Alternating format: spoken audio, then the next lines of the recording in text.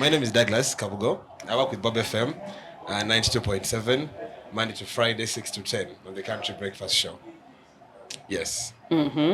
And right there, today I was actually teaching some people how to network.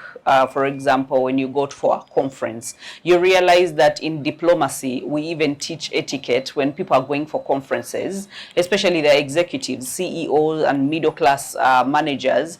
And you're like, once you're going for a conference, as in anticipate and draw a picture of who are the people that are going to be in that room. Because sometimes they're dignitaries, people that you would love to interact with and network. Prepare your pitch, how they usually like calling them elevator, because then that space between you getting into an elevator and getting out, you should be able to pitch yourself, talk about yourself. So you realize that in a nutshell, he has told you what time he works, what he does, and as in he does not leave himself behind. So that's an awesome thing. And because one of the things, part of what we want to do in changing lives and transforming lives, we should be at the forefront. Actually, you become a marketeer. So if you're here and you hate sales and you hate marketing, you're actually in a wrong place. Because bagamba tunda kolachi ya kolatia. So that means you have to be at the forefront of understanding what exactly you offer, who you offer it to, and what transformation it causes in their lives. Because then you have to tell me that, because you don't have a product. If healing was a product and you can have healing in the hand and be able to give it to people, that would be different. But we speak about healing, right? We don't sell a tangible product called healing. So if you're the kind that wants to talk to people that are depressed, that are heartbroken, that means it takes you understanding that there are so many millions of people that are talking about heartbreaks, but there is a special and unique ingredient that you can bring to the place of heartbreaks. Okay? And someone will find that you're the missing link that I have had so many people. Do you think by the time someone comes to you and they're telling you, I have a heartbreak, you think Google is not available? How many coaches on social media are talking about heartbreaks? And they many? Like countless. By the time someone comes to you for as a child coach, or one that is really interested in children growing up, their well-being, how many people are doing that?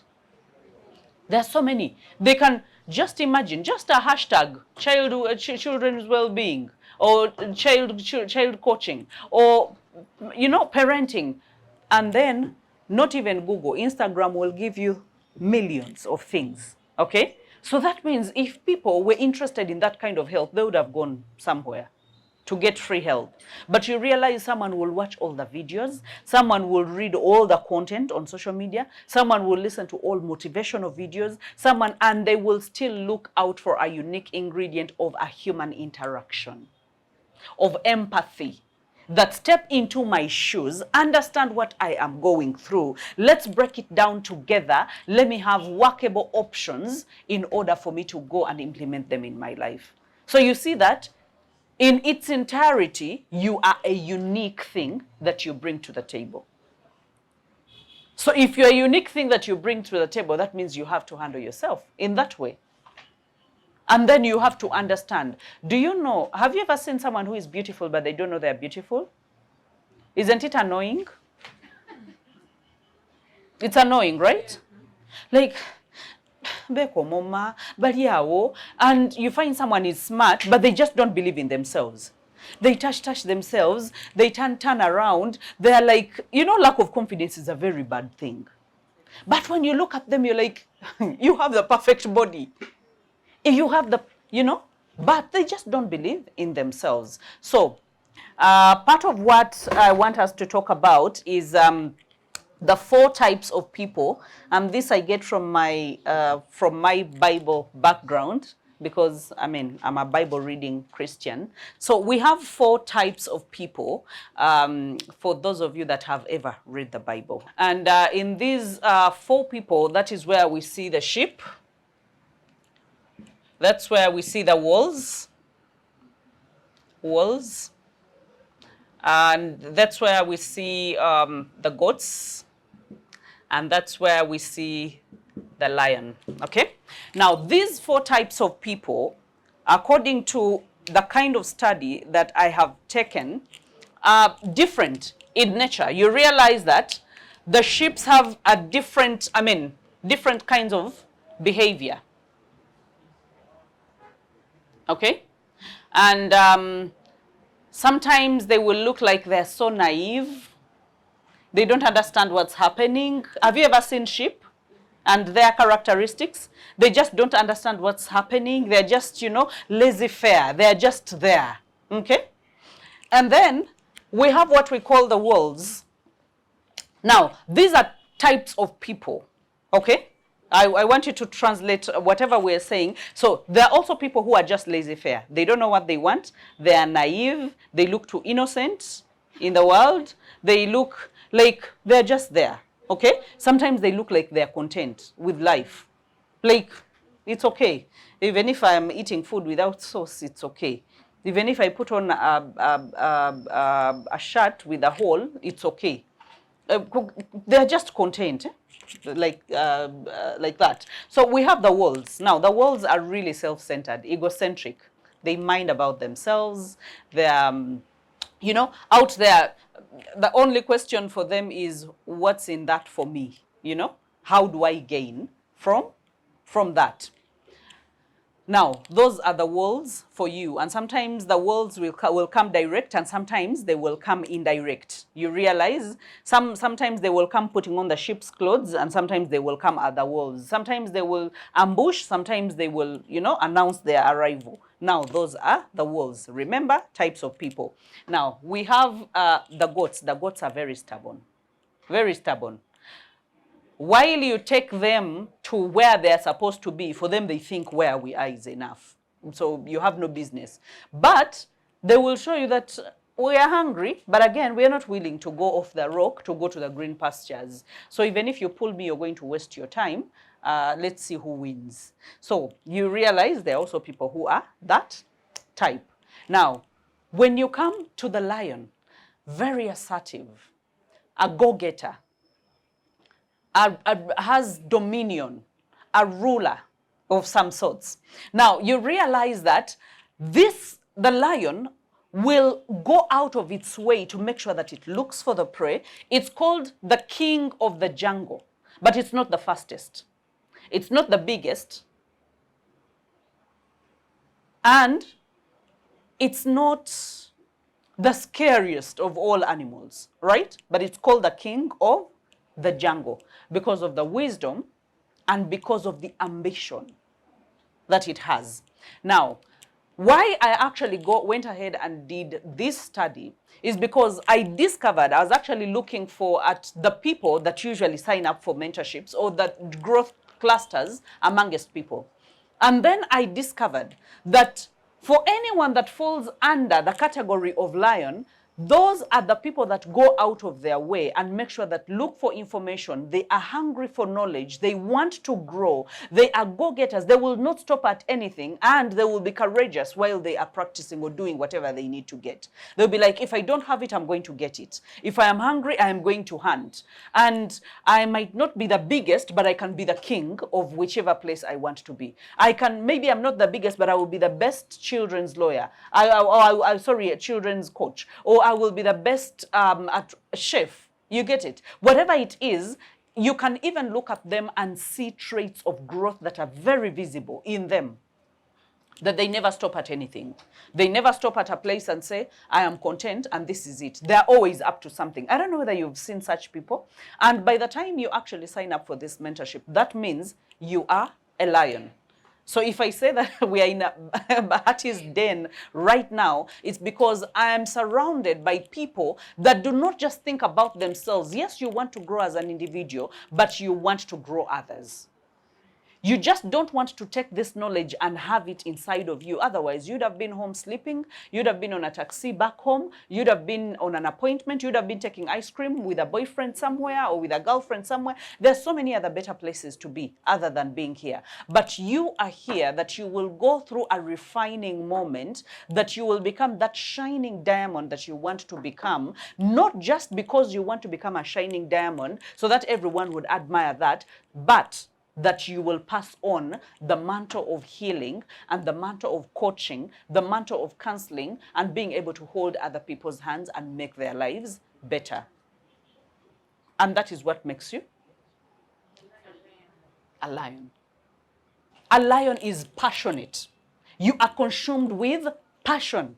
When you think about speaking, when you go to a certain place and they say you're going to give a keynote speech, maybe inside of you you'll feel like, I don't know what's going to happen. You even fumble about the opening statement. You don't know what the first word is that you're going to speak. But the moment you settle into what you are passionate about, then the moderator might as well just grab the microphone from you, because you just don't want to. Information keeps flowing because you are speaking from your heart. And that is why I said that in order for you to change the world, you need to be authentic. You need to be yourself. Otherwise, copy and paste. When you copy, you forget. Have you ever seen someone who has copied and then you ask them again to reproduce what they wrote and they can't reproduce it? But when something is in your heart, you can actually do a lot more than you can ever think. Okay, so those are the types of people, and I'm glad that I get to meet you as the trailblazers, the change makers, the change agents in the world, and the gladiators of this world. Okay, and so part of what we want to talk about, I really wanted to have that out of the way. We will get a chance to actually ask our questions, but today I wanted us to talk about deploying our gifts. Deploying your gift. And us coming here it's possible I could have met you one-on-one and we would have gone through the mentorship, accelerated mentorship, but transformation in isolation is very hard. You must have a squad. You know, when someone says, I am a transformational coach, and someone says, I'm a transformational speaker, and another one says, you know, I'm a family coach, another one says, I'm this, because we have different callings and we have different feelings in our hearts, then you get to, hey, even that existed. I didn't know that there's anything like a healing coach. It actually, for those of you that have not read the notes on the group, we actually have healing coaches, and we have more than 50 types of coaches. Okay, and a coach is different from a counselor. A coach is someone who walks the journey with you. A mentor is someone that has specific knowledge in a specific area and is trying to hold people's hands and walk with them. So you have specific knowledge in that specific area. What I am doing right now, I have knowledge in the in the coaching area, and I'm bringing you on a journey of what I have done so that you do not take longer than I took. To get here, this is 15 years of hard work. Now, it's very possible that a mentor will actually bridge that gap to make it 1 year of your life. That my 15 years will become 1 year of you becoming the greatest force of influence and the greatest fearless influencer out there. Why? Because there is someone who has specific knowledge in a specific area of life, and they're holding your hand and walking by you side by side to make sure that you become that person that you yearn to be, or even more. Now, it's very possible that you can actually grow beyond your mentor. Okay? What your mentor shows you are the possibilities. What your mentor shows you are the signposts. Okay? And that is why, as a mentor, I really have to grow at a higher rate so that I give you the vivid example of what growth looks like. Otherwise, if I become stunted, you know, mentors that get stunted, when they see people growing, you get it? So as a mentor that grows, they show you the possibilities, and then that same growth they narrow it down for you and make sure that you do it in a very shorter period, okay? So this is a squad that we have, a group that we have, a growth group that we have, and then I want us to be able to actually go into the developing 3 stages. Let's go through them very quickly. When we talk about the 3 stages that leads us to the deployment of your gift, so let's go number 1, discovering. And that is what part of what we are doing, discovering. That you feel the hunger, you feel the restlessness. Now we've discovered that we are all lions, that we have the passion. You feel the hunger, you feel the restlessness, that where I am is not where I am supposed to be. But sometimes we don't know what we are supposed to be. You are just restless, but you don't know what you are supposed to be. Some of us are already on the journey, but still we don't have the contentment of, this is the specific thing. As in, you've not hit that aha moment of, finally, this is where I am supposed to be. So we are all on different statuses and different growth journeys. Your journey might not be my journey, and your journey is not her journey. Okay, so you realize that in discovering, that is when we dive deep into ourselves and write down or find out what are the gifts that we have. And I want us to do that vividly. What are the gifts that we have? What gift do you know about yourself? If I told you to teach another person something, what would you teach them? If I told you to speak into another person, and some of the gifts are part of what we have already done. Someone has come to you and maybe you've given them a piece of advice. Someone has come to, you find so easy to run to people's rescue and talk to them about something, or even help them or guide them about something. What is that particular thing? I want you to take a moment and actually write it down. I know that if we don't do it, you're going to get out of here and you're just going to go with flat thoughts. Okay? What is that particular thing that it's inborn, it's something that you have learned, okay, over time, and it's a service that you can actually offer. Some of us are gifted encouragers. Some of us are gifted,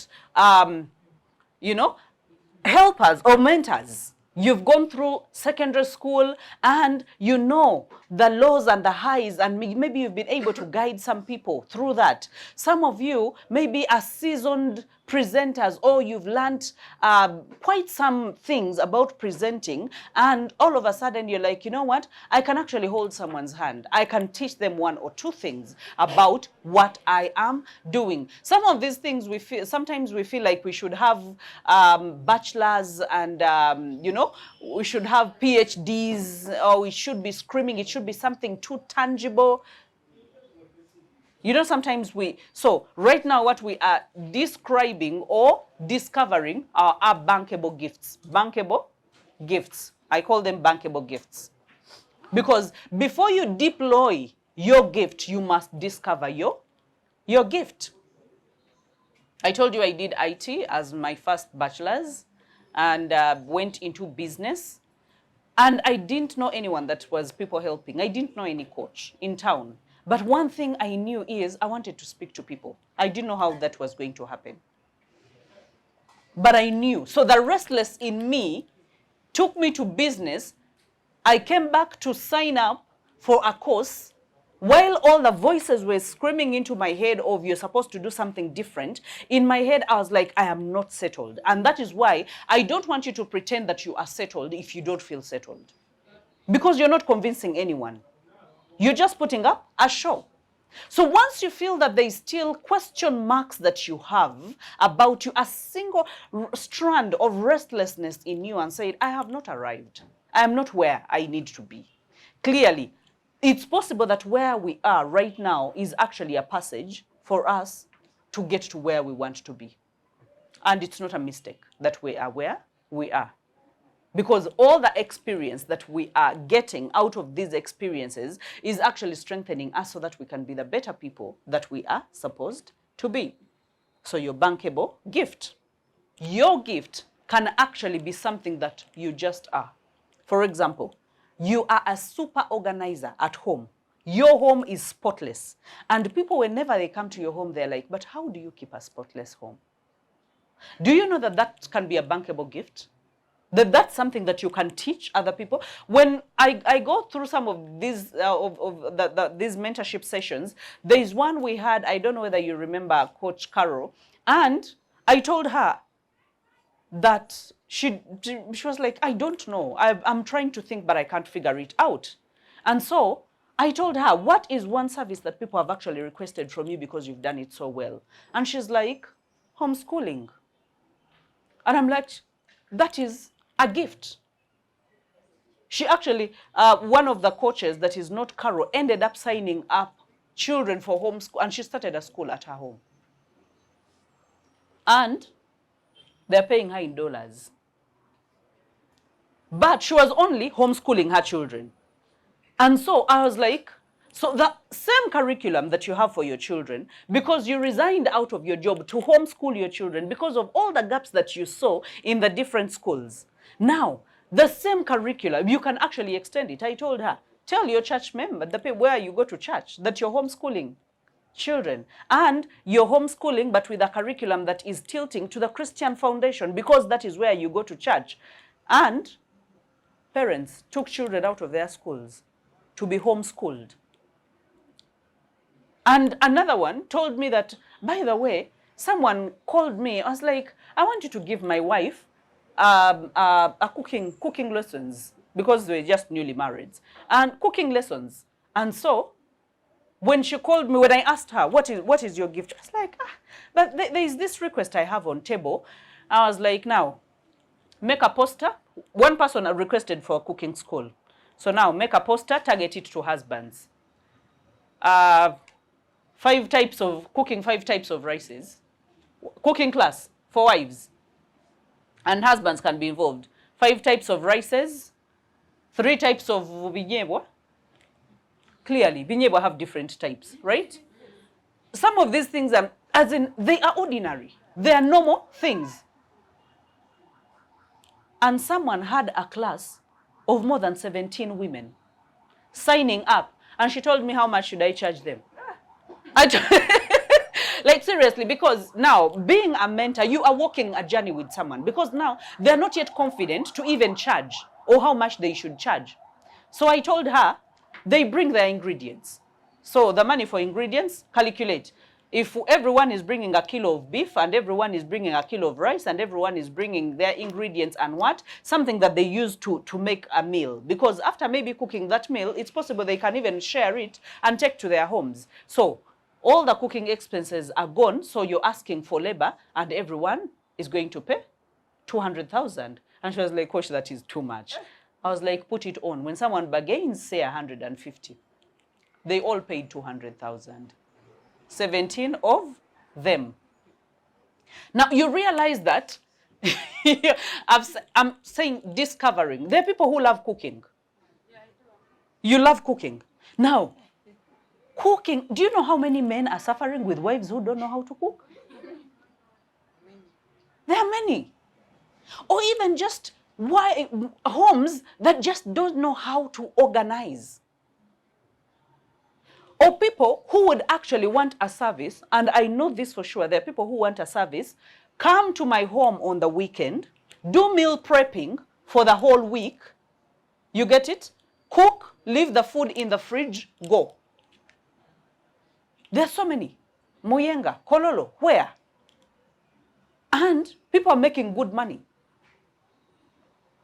So you realize that we don't have to go out of the ordinary. We don't have to acquire any PhD in anything. What we have to do, makeup artists. How much money are they making? Every face that appears before them, 100,000. The lowest, 100,000. Just to sit, and they put sadolin on your face. I'm calling it sadolin. Red and this money contouring, and then, you know, all those things. So you realize that discovering, taking time and sitting down and understanding. If I don't have it, I can actually learn it.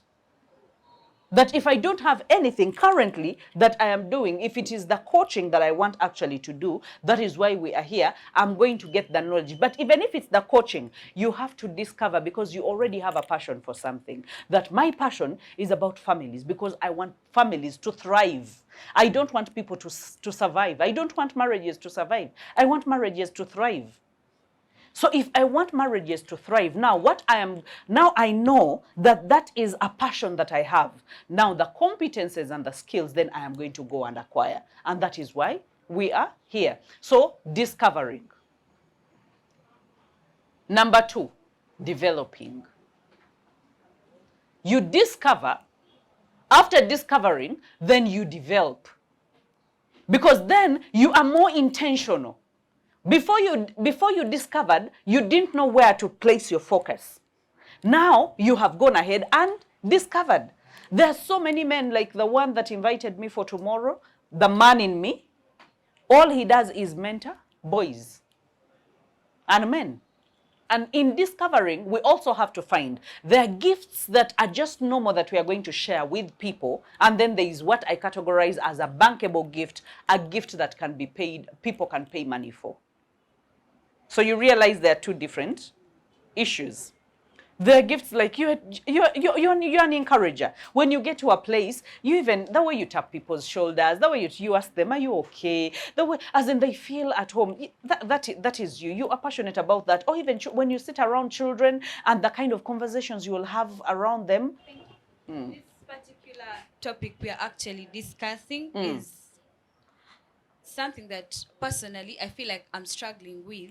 So I discover there is potential versus your passion. Like, excuse me, like you can be good, like very good at something. Yes. And you can actually, that bankable gift.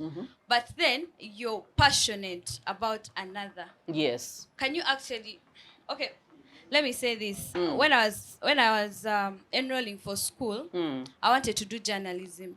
Like all through school, I wanted to. Okay, I used to go into those places that could make me hold the microphone, but I'm not so good with the microphone. I don't know. Then somehow I landed into counseling. But when I got to counseling, there is that piece that I got there is that piece that I got as a person. But at the same time, like what I said last time, I want to be a voice. So I feel like journalism is pulling my hand somewhere. But at the same time, I just want to be behind the door, like helping people. So I really need to discover. I don't know how I'm going to move with.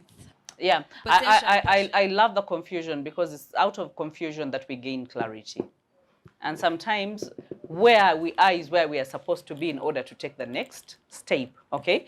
When you have journalism and then you have counseling, this was a passion. You became passionate about counseling, okay? Because you saw how you can help people. And maybe you this gentle spirit that really wants to extend the hand of help to so many people, okay? So you realize that journalism, in your case, is actually a vehicle. Journalism is a carrier that can carry your passion to multiply it and even increase it to meet so many people. Number 2, apart from being a carrier, it can actually be a sustainer. That before you launch deep into counseling, for counseling to even have the ability to stand on its own and self-sustain and pay you, journalism can pay you to invest into counseling. Because sometimes we think counseling and coaching is not something that we invest in. We invest in it. We invest time, we invest money, we invest, because there are so many things that we need to do. You need to promote yourself, you need to dress well, you need to, maybe later to have an office, you need to, so sometimes you need to have something that is actually going to sustain you while you grow in this arena, so that you can be able to, at some point, transition totally into your passion and purpose. Do you understand what I'm saying? So sometimes it's not, we don't just follow passion blindly. No. Sometimes we hit on the brakes and we're like, okay, so currently I am working as an HR manager, or currently I am working as a teacher as at school. Now, this is a means to an end. A means to an end. So when you look at it that way and you're like, I'm going to do everything that I can to make sure that I don't sabotage this place. That is why I say if you're still employed, you do not sabotage what you're doing. You do it to the best of your ability and your knowledge, okay? But while you are investing yourself into the passion, into the purpose, and growing it, a time will come. And this is what happens. When you get to that crossroad of transition, you will know that, by the way, this is time for me to actually transition. For as long as you can carry them out together, you can actually carry them out together. You can be a media personality and you can still be a coach or a counselor. But again, a time will come when maybe your counseling and your coaching desires more time from you, and then you will understand that, okay, now the money that I've been making in media or as a journalist, I've actually gotten to a place where my coaching and counseling can actually give me even that money. So it's possible I can either decide to sustain both, or I can fully transition and have all my strength in my passion and in my purpose. This point of discovering the gift, like, can someone have like two gifts? Because when I just gotten placement at my workplace, I told my boss I actually wanted to do journalism. Then he tells me, okay, we have a radio program. Can you come with me on Saturday? I've not been to a journalism class. I've not been there. And like on Saturday, I was in studio and I was actually talking, having fun, like I've been there before. But at the same time, this bit of journalism, I feel like it's really there, because sometimes I'm in the mirror, my siblings are laughing, I'm laughing, and I'm like, you people, you can laugh, but then I'm not going to stop. Like, I feel like that joy comes in. You love it, yeah. Yes, I love it. But at the same time, I love this bit of counseling to the point I don't want to go to media and do a music show. Like, I don't want to go to media and do anything else apart from mental health. And that's actually making it hard, because at this point, who's going to tune in and just watch someone boring them with therapies and all that? You get? Are you, should we open her eyes? Do we need to open her eyes? The thing is, what you call boring to another person is gold. That is all they want. I know for sure. I mean, you have tuned in to so many podcasts. Why do people listen to podcasts? Anyone would say they're boring. And I told you, your gift is not for everyone. It's not for the whole world. There will be a specific tribe of people that are really interested in that. This mentorship is not for everyone. That is why it's us who are here. Okay? So there is everyone that is supposed to be. So just like I told you, journalism and you being a media personality and longing for it is actually a huge vehicle that amplifies and increases the momentum of what you want to achieve in the world as a mental health enthusiast. So you should not take it for granted. Grow it as well, and tune yourself to it and make sure that it grows as big as possible. And if people are seeing this in you, it's actually in you. So make sure that you give it time to flourish. Yes. Thank you so much. Now, still about discovering. Now, me, naturally, there is something I feel inside me, like I'm very talkative. I talk, college was everywhere. Even if I know you, I always have that. I end up talking to people, whether in hospital, where. Nesanga tuli mu mboozi. But again, like, I feel I'm a lion inside me, but people around me actually think, oba see me as a sheep. Yes. And even if you're angry and you're talking to someone and you're serious, someone thinks lightly of that. Like, I don't know. Then, well, ever since I was a child, I used to admire politicians. So I I really wanted to be one. Mm-hmm. But here I was. Mm-hmm. Sure, nebansula mu counseling. Mm-hmm. And I really didn't like the course. Mm-hmm. Because I was like, no, who is going to sit there Mm-hmm. and listen? I would imagine my picture, Mm-hmm. listening to people's problems. Of course, marital, that's where my Your passion was? No, or no. your, That's where I was picturing myself. And Okay. I'm like, someone is bruised, I'm listening to their stories. It's boring. Zedina. Mm-hmm. I told my The mother, lion in you. then means I said about it. So she was like, no, you can't get that degree. I was like, no. So time came, we studied about adolescent psychology. So I was like, It's clicking. yeah, now this one, I since can. these people, there's a lot of fun. You can do chidongo, then you have your session. So I picked interest. But again, when I'm talking, actually it's me who asked about an audience becoming cold. Yet you shared the same topic in a different audience and it was warm. So I'm always wondering, is it the ship that comes up and covers me, then the audience becomes cold? What really happens? Lwaki abantu bandabanga endiga? So Yes. you realize, and that's exactly what I was going to say. When the moment she got a microphone, I told her you have two different. I was going to tell her you have two different personalities, and one personality overshadows the other. And some of these personalities, yes, we can say our upbringing, but sometimes even the situations that we go through, and then even our own temperaments and character traits. So it's affected by so many things, and even the lack of confidence and self-esteem while you're growing up. There is a way it just makes us crawl back into our shells, and we tend to take refuge and hide from everything else, because then the world is cruel out there. You know, adolescence and, you know, growing up, and you know, maybe, and then some of us who grew up from these parts of the world where poverty and, you know, lack and stuff like that. So you're seeing what other people have you don't have.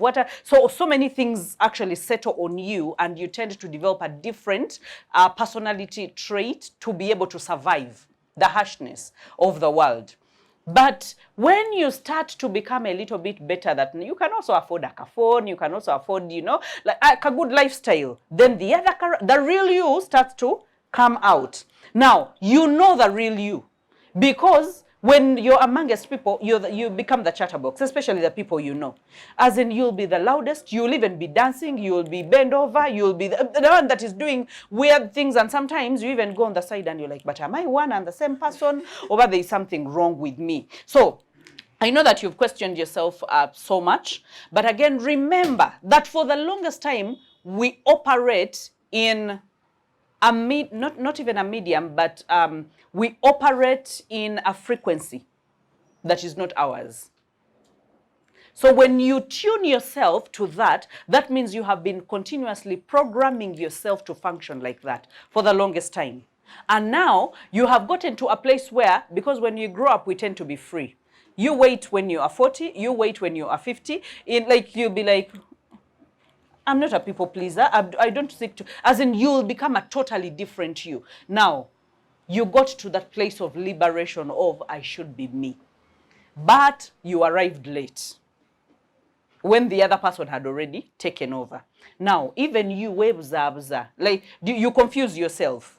Because in moments where you should have expected the lively one to come out, it's the sheep you that is coming out. So now you have gotten used to that to that spontaneity. Anything can happen, and sometimes you don't know when the other one is going to come out. So you surprise yourself. You go at a party and all of a sudden you become a sheep, and then you go at another party, someone tickles you the right way and you become a lion all of a sudden. So that even the people read that we tubabuzabuza. So even when we go to speak, unless you have developed yourself intentionally to know what kind of Hilda you are bringing to that, the other personality can overpower you, and all of a sudden you start speaking, even the voice changes, even the illustrations you give change, even your loudness is affected. So you just have to intentionally grow into this person. And that is why when you come for mentorship, I told you, this is not a platform where you come and you just write and go. You must practice. You must be able to sit in front of a camera, and that is part of what we talked about. Sit in front of a camera, record, introduce yourself, speak about yourself, because practice makes, not actually perfect, practice makes improvement, okay? Every time you practice, you improve. Every time you practice, you improve. So last time you started with a voice that was a bit shaky, and now you're a bit firm because now you're used to the microphone, or you're used to the camera, or you're used to the people. And that is why you must expose yourself more. Something else that defeats us when it comes to practicing is the lack of content. And sometimes you have to think again and think again. Like, now I'm going to open this microphone, but what am I going to say? And then you get it, and then you even doubt whether it's going to be impactful or even help anyone. And then even your delivery becomes, affected. So that, in a nutshell, that's what happens. But practicing and moving with people, do you know that energy rubs off? For the longest time, when Coach Fifi was starting, she also was a bit slow in speech, laid back. But have you seen the Coach Fifi now? Have you seen? And I believe that from the journey that we have walked together and the energy with which, because there is no way I will take a microphone, speak, and then I will tell Coach Fifi, speak, and then you will come and pour water on my energy. There is no way. So you will require of yourself to actually be much better. And so these days when I go with her to, I think you have seen, to speaking engagements or roundtables or schools, I clearly sit down because I know I have a replica of me in charge. And so I actually don't need to break myself. I can even sit in the car and, enjoy. And work is being done. She's allocating people, different classes. And within 3 hours, you have spoken to 3,000 students. And it is done, okay? And the impact has been made. So tagging along with people that are actually doing at the level, operating at the level that you admire to get at, is another thing that can stimulate you to even perform way better, okay? So discovery. How many of us say that discovering is so hard? I don't think it's not going to be possible for me. The good thing is I'm not seeing.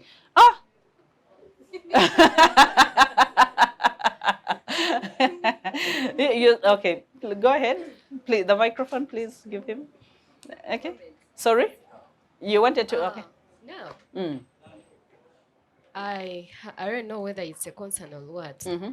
There is discovering yourself, the real you, the gift, then the people around you. Most of us are married. Then your mom inagamba wafunyayo kisudil. Why have you changed all of a sudden? Like they start saying you talk, you're no longer the other quiet sheep. Yeah. So they start going, what is wrong with this person? Dilemma. Yeah. Now let's take this question as well, and then we respond to that. I love that question. Thank you so much. I think mine is similar to hers, and it's about, you've stressed about authenticity of yourself, and I feel like never before, I want to be who I am. I have been for a very long time. You know how it is. You feel maybe you're crazy, maybe you're too wild, maybe you're too much. But you're covering yourself. But you're disciplining yourself to fit in. And sometimes it's a good thing because, you just can't be too much all the time. And that's what I've been trained. So all the time you realize that you have really, really, really, really mastered. And the art of decreasing yourself. Some of the gifts that I have is acting. So most of the times I am really, really putting on a show. And not in a bad way, but because, okay, if this is what is acceptable, then let's roll with this. And it's really acceptable. You can roll with it. So you But then go with the flow. You go with the flow. But it's really, really draining. It's a lot of disciplining. Because it's not you. It is not you. And even you is not like very much different, but like the energy. I happen to have so much energy within myself. So but then I've been disciplining myself a really long time, and it is very exhausting. But then it is okay because it is acceptable, and it carries some discipline. You realize that you just can't be like, okay, maybe it is not right, but you just can't be entirely yourself all the time, if that's to say. So I'm really trying to find a balance, but then struggling with the fact that now this managed, disciplined version is more accepted. So what can one do? Because you don't want to be in places, because sometimes you try to be yourself, and I'm loosening. Realize that I'm loosening, with days, and every time you keep loosening, those comments come by, and you're like, okay, now should I take the comments and I just break free, or I should now just go back to disciplining myself to fit in? So you talked about fearlessness as lions, and I want to know how you work with that. The fearlessness. Okay, so let's start. You realize, just like you say, they're a bit similar but different. Now, the thing is, when people come into our lives, they find a certain version of us. So they fall in love with that version. They even go and tell people, she's quiet, she's this, she's this. And sometimes they have fallen in love with a lie. Okay? They have fallen in love with a lie. Because they have fallen in love with a sheep, but you are a lion. But a lion that is roaring at, you learned to decrease your voice. So you're not roaring like a lion, but now it's more like a meow, but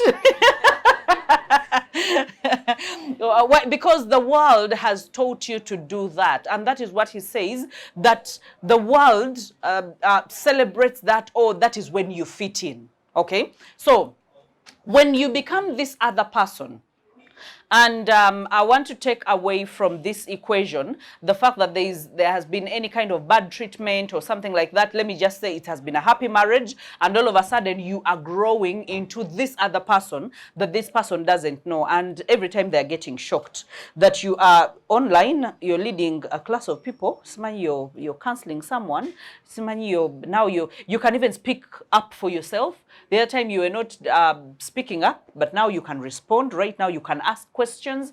They're like, this person, maybe someone is spoiling her, or maybe she has gotten another man, Mwaga, or something like that. In the case of the ladies, it happens even to the guys. Because then you become a different version of you. And that is the upper version of you. The upper version of you that does not procrastinate like you used to procrastinate. That is not a people pleaser like you used to be a people pleaser.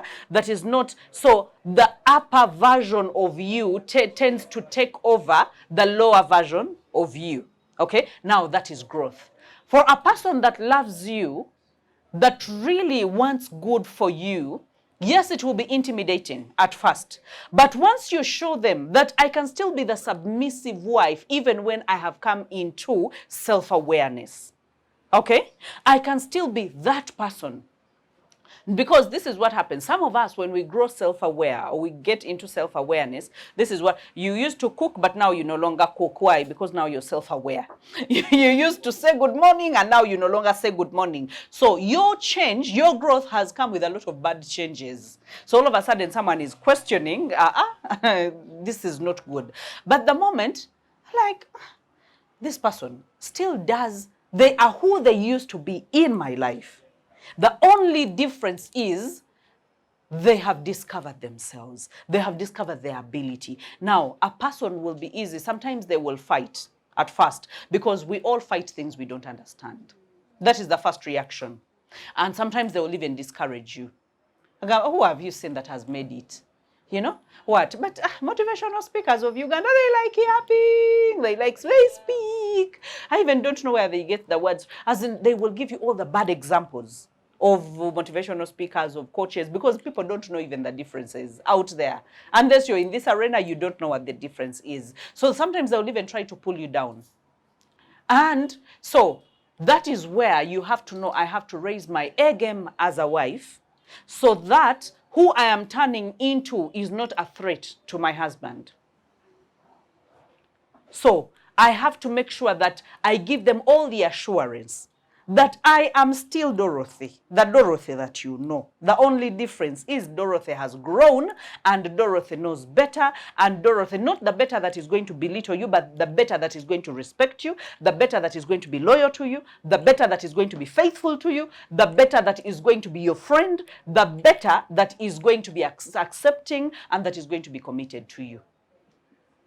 So they will come definitely tiptoeing, because at first they will be like, it will be uncomfortable. But when they get to know that, by the way, you are still one and you're still doing this marriage and you are still partners, then they will start supporting you. I think I've gotten so many, more than 100 of the coaches, of the people that have signed on the mentorship, later tell me, most of those best performers that you will see, later they've actually gone ahead to tell me that, you know what, you literally gave me back my marriage.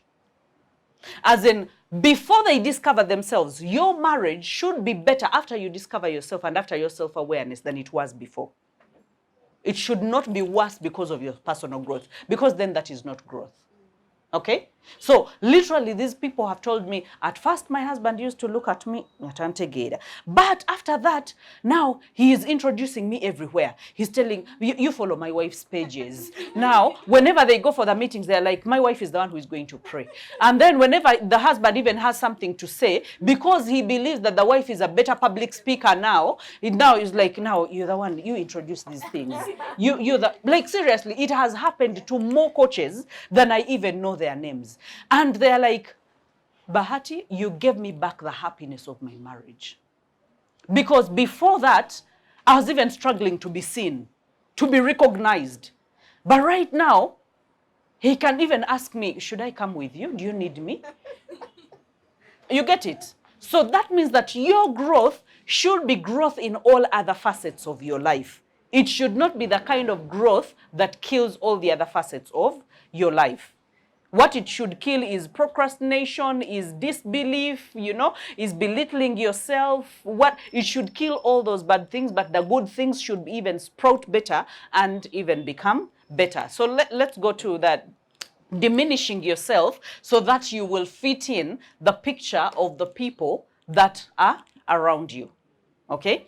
So you realize that when you take a personal discovery journey, yes, you were authentic. The authentic you is stubborn. The authentic you speaks on top of their voices. The authentic you, and maybe there's a clique of people, your gangos, that accept that. You can be wild around them. But when you go to other arenas, then you're asking, is this accepted here? Or I should be able to narrow down. So sometimes it's not even the place that asks you to fit in. Sometimes you even ask of yourself to fit in whichever place that you have gone into.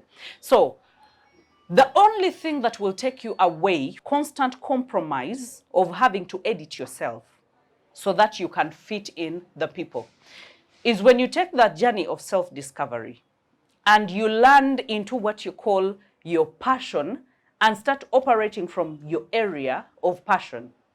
Because this area of passion is not self-serving, is people-serving. So that means that you are seeking to be the most authentic, but in a way that serves. So now the limit is not, am I going to be accepted? The limit is, am I going to impact lives and transform lives? You get it? So that means you can be, because when I start speaking in some sessions, you realize that I'll make more fun, I'll be more humorous, but that has never been me. As in, sometimes I surprise myself. When I get a microphone to speak, and I am humorous, and I am laughing, and I am, sometimes I can't even control myself, I'm like, that is not me. The me would be, people who go to meetings is like, let me watch. What is everyone doing? That is me. Now, when I learned to join that authentic me to the work that I am doing, because at first I thought, maybe a coach must be so serious. And then I found I was breaking, because that is not me. Yes, I am a serious person, but again, I don't like being serious all the time. So when I started letting parts of me seep into what I am doing, then the liberation. As in, right now, and you're like, wala. And I will be like, uguma. But when, for example, I know this is mine to grow. So you realize that when you sit in a seat of ownership, when you sit in a seat of authenticity, of this is my dream, this is my sweat, this is, as in, I'm not going to ask you, should I whisper or should I speak loud? No, I will say what I want. Why? Because I have grown over the levels from being told what to do, do this, do that, because certain fields require that, to a place where now I am self-driven. If I didn't want to work the whole month, I would stay at my home and I would still earn.